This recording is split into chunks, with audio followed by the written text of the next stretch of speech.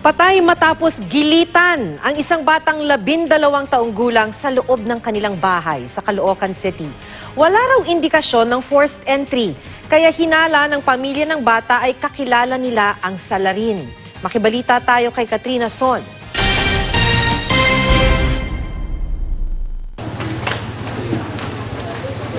Galit at pighati ang nararamdaman ng pamilya Singson sa ginawang pagpatay sa kanilang bunso na si Miracle Singson, 12 taong gulang. Half day lamang daw si Miracle dahil sa exam week, kaya 2:00 pa lamang ng tanghali ay nasa kanilang bahay na siya sa Shelterville Subdivision sa Caloocan City.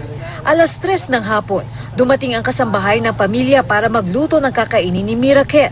Pero pagsilip daw niya sa bintana ng kusina, nakita raw niya na nakahandusay, wala ng buhay at dugo ang si Miracle. Kwento ng ama ng biktima, nasa trabaho siya nang tawagan ng mga pulis at ipaalam ang nangyari sa anak. May tumawag na taga-barangay.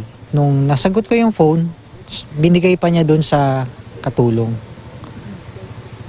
Nasabi niya, yung anak ko daw nasa loob na may maraming dugo.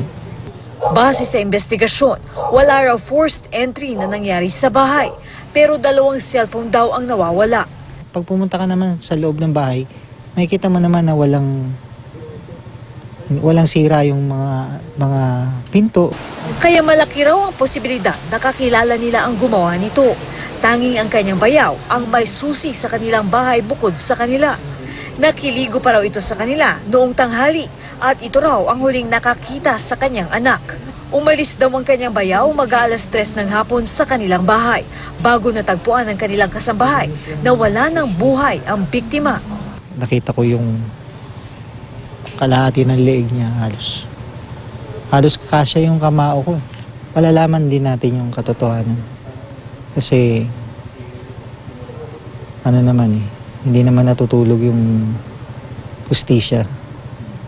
Hawak at iniimbestigahan na ng Caloocan Police ang ilang persons of interest, kabilang ang tiyuhin ng biktima. Katrina Son, GMA News.